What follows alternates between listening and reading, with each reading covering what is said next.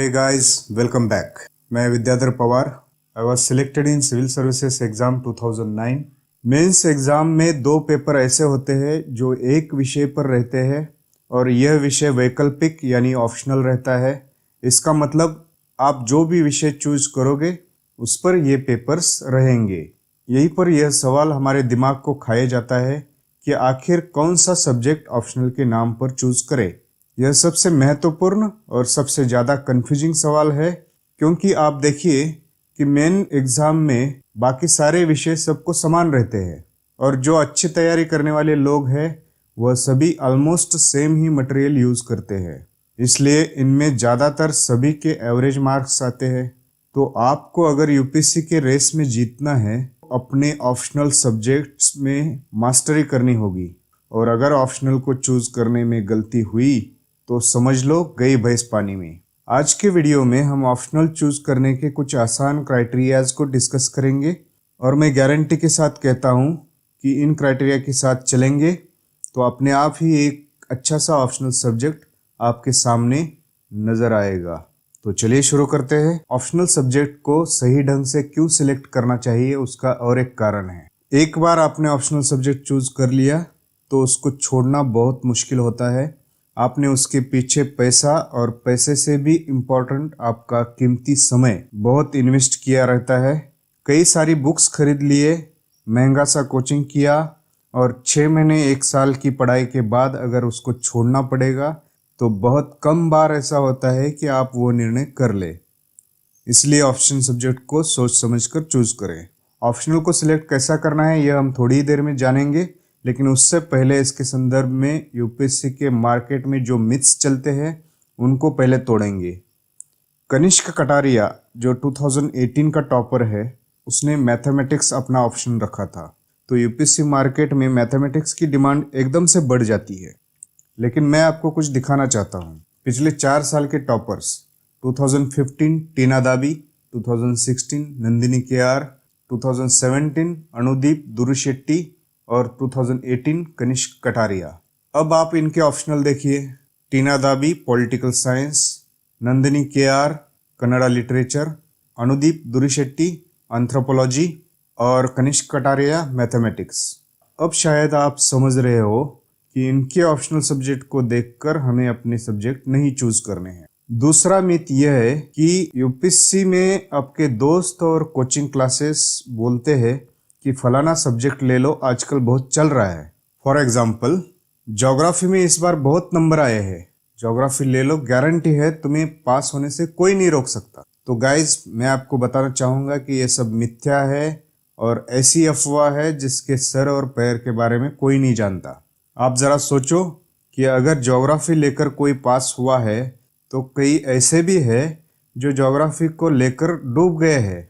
ज़रा एनालिसिस करेंगे तो पाएंगे कि ज्योग्राफी, पबैड, पॉलिटिकल साइंस लेने वालों की संख्या भी बहुत ज़्यादा है. तो ऑब्वियस है कि ऐसे सब्जेक्ट लेकर पास होने वालों की भी संख्या बहुत ज़्यादा है. तो समझ लीजिए कि ऐसा कुछ नहीं होता है यूपीएससी में. और मान लो होता भी है तो आप कैसे बोल सकते हो कि पिछली बार ज्योग्राफी चला है तो इस बार भी चलेगा. क्या पता अगली बार कोई और विषय चलेगा. अब देखते हैं तीसरा मिथ. इसके बारे में कुछ दोस्त, सीनियर्स और कोचिंग वाले भी बोलते हैं कि भाई ये सब्जेक्ट ले ले, इसमें सिलेबस कम है और सही सही रट लोगे तो अच्छे नंबर आ जाएंगे. हमारे समय पाली लिटरेचर यह एक ऐसा सब्जेक्ट रहता था जिसमें सिर्फ 50 पेजेस के नोट्स रहते थे. लोग उसको लिटरली रट लेते थे, याद कर लेते थे, क्योंकि समझ में तो वो वैसे भी आता नहीं था. कई लोग उसको लेकर सिलेक्ट भी हो गए, लेकिन कई ऐसे भी है जो नहीं हुए. तो फाइनली कहने का मतलब यह है कि सारे ऑप्शनल सब्जेक्ट अपनी जगह अच्छे हैं. ऐसा कुछ भी नहीं कि कोई एक सब्जेक्ट को यूपीएससी प्रमोट करता है. अब देखते हैं आपके लिए सही ऑप्शनल सब्जेक्ट कौन सा होगा. आप नोटिफिकेशन में देखेंगे तो पता चलेगा कि यूपीएससी में कुल 25 कोर सब्जेक्ट होते हैं और 23 लिटरेचर के विषय होते हैं. और इन टोटल 26 को मिलाकर आपको एक ही सब्जेक्ट चुनना है जो आपका ऑप्शनल रहेगा. और मेरी बात मानो तो ये चुनाव बिल्कुल आसान है. कैसे, मैं बताता हूँ. इन 25 में से केवल 5 to 7 ऐसे सब्जेक्ट हैं जिनके साथ आपका कहीं ना कहीं संबंध आ गया होता है. जैसे जीएस जो कि कंपलसरी करना होता है, उसमें मेजरली 5 सब्जेक्ट होते हैं. Geography, political science, history, social science और इकोनॉमिक्स। इनसे आप बच नहीं सकते। तो इनमें से अगर कोई ऑप्शनल आप ले ले तो आपको जीएस में भी फायदा हो जाएगा। फिर आता है आपका ग्रेजुएशन या पोस्ट ग्रेजुएशन का विषय। इसमें आपने 3 से 4 साल पढ़ाई की होती है, तो जाहिर है आपको इसमें मास्टरी हो गई होंगी।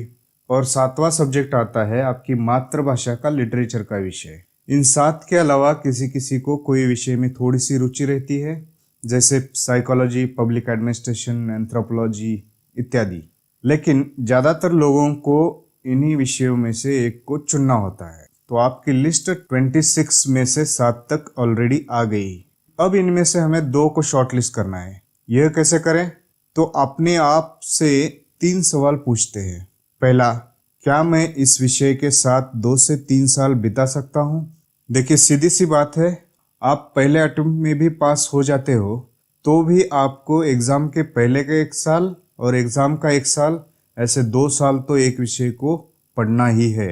इसलिए उस विषय में आपको इंटरेस्ट होना बहुत ज़रूरी है। एक ही चीज़ को 10 बार पढ़ने से आप बोर नहीं होने चाहिए, और यह सबसे महत्वपूर्ण क्राइटेरिया है कोई भी सब्जेक्ट चुनने के लिए।